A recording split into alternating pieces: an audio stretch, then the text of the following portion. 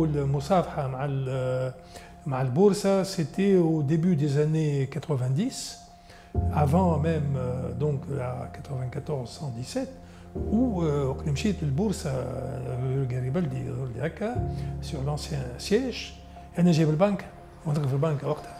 Entre la magnificence, si l'on veut, des banques qui avaient des sièges sociaux ou de vieux immeubles, ou l'âge qui étaient exceptionnels, où c'était le silence feutré,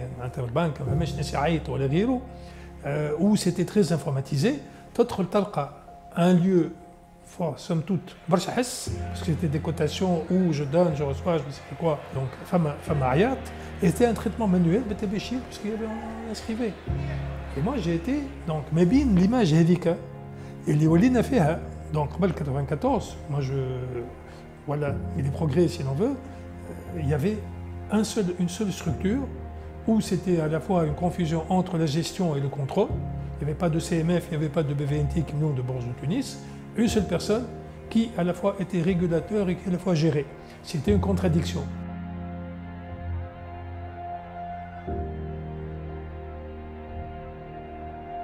En 1994, on a commencé un développement rigoureux sur la bourse de Tunis. Le challenge, c'est de permettre à cette bourse de financer encore plus et d'accroître son rôle dans le financement des entreprises tunisiennes et d'encourager les épargnants, c'est-à-dire encourager l'investissement à travers l'épargne publique. Donc, attirer et les nouveaux investisseurs et les nouveaux épargnants. Il suffit de montrer le siège de la bourse de Tunis pour montrer ce qui s'est passé entre, si l'on veut, les années 90 et aujourd'hui en 2021.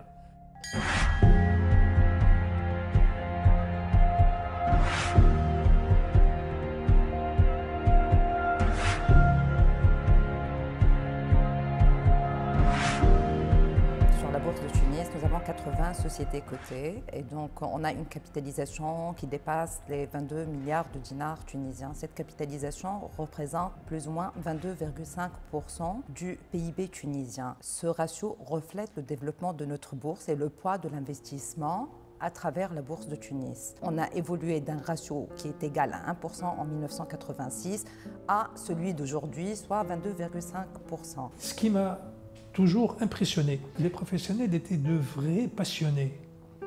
Et on ne va pas ne pas évoquer le travail extraordinaire. سامحوني إذا ننسى سي أحمد عبد الكافي سي سلاح لرقج مدام قلوس فهمتني عبد القرار قدمهم معناتها القدم الولاد كلهم étaient d'une passion لأن دو موان نتكلم مع الناس اللي حضرت وريتهم معناتها شنو اللي يخدموا فهمتني شيء كبير. Qui montre que la bourse a commencé à financer les entreprises tunisiennes, mais qu'elle n'a pas encore pris la place qu'a l'État et les banques dans ce financement. Il y a plein de choses qui se sont passées dans le développement de la bourse de Tunis. On commence un peu par le changement des mentalités. Quand même, nous avons de plus en plus de sociétés, de groupes de sociétés qui sont intéressés par un financement à travers la bourse de Tunis. Et donc, on est passé, si l'on veut, d'une image de Béchir à une image où était gérée par un seul flux, à partir de l'ordre saisi chez l'intermédiaire, donc sans se déplacer et sans rien du tout se dénouait à J+3 d'une manière automatique et sans aucun incident, avec toutes les garanties. Je peux vous assurer, المستوى نتاع بورصة تونس اليوم ولا structure نتاعنا احنا في أعلى مستوى. La bourse de Tunis a réussi 2 opérations de privatisation qui sont intéressantes et qui montrent un peu que la privatisation ne profite pas qu'aux étrangers. Parce que nous avons fait la privatisation de Magasin Général, donc c'est une prise de participation par un groupe tunisien. Et donc cette opération a été faite en 2007 et elle a fait passer les résultats de la société de moins 10 à plus 10 millions de dinars en 2019. L'autre opération a profité à un groupe marocain. On parle de la Banque du Sud qui s'est transformée en Tijeri Bank. On a coté le groupe Poulina, qui est actuellement une grande capitalisation boursière qui dépasse les 1,8 milliard de dinars. Nous avons le groupe OneTech, un groupe qui travaille à l'export, qui est très intéressant pour des investisseurs étrangers et qui a une capitalisation qui dépasse les 620 millions de dinars actuellement.